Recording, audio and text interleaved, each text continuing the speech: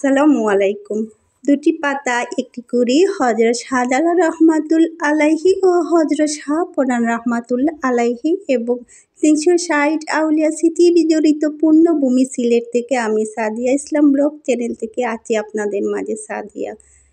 আশা করছি আপনারা আমার পুরো ভিডিও জুড়েই থাকবেন আর অবশ্যই একটি লাইক দিয়ে ভিডিওটি কন্টিনিউ করবেন। আজকে একটি রেসিপি শেয়ার করতে যাচ্ছি, আশা করছি আমার পুরো রেসিপিটি আপনারা দেখতে থাকবেন, ভিডিওটি স্কিপ না করেই। এখানে আমি একটি ফ্রাই প্যানে তেল দিলাম, পরিমাণ মতো পেঁয়াজ বাটা দিলাম, তারপর অল্প পরিমাণ রসুন বাটা দিয়ে পেঁয়াজটা একটু লাল করে ভেজে নিলাম।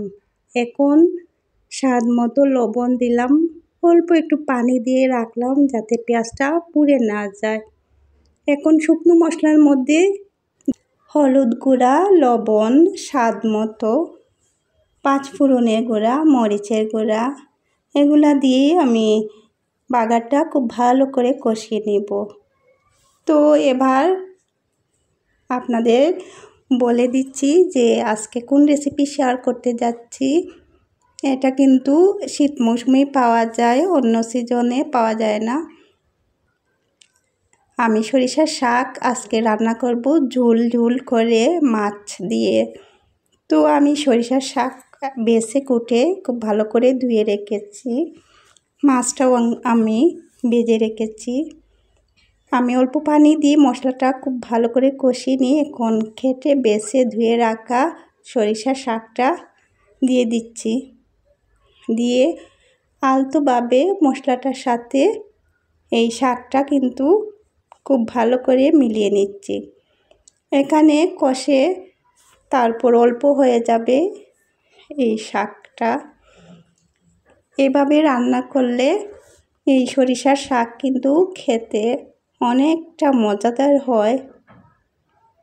তো শীত আসলেই কিন্তু এ ধরনের শাক আমরা পেয়ে থাকি হাতের কাছেই, আর অনেক অনেক মজাদার শাক খেতে।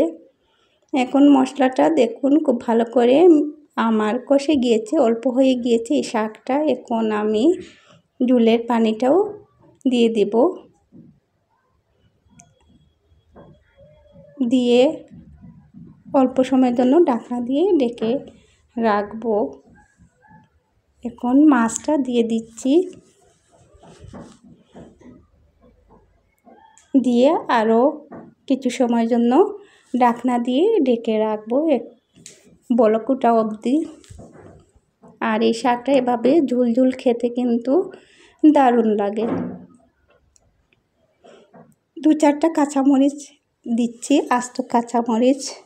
এক পর্যায়ে কিন্তু আমার মজাদার সরিষার শাক রান্না হয়ে গিয়েছে। সবাই ভালো থাকবেন, আল্লাহ হাফিজ।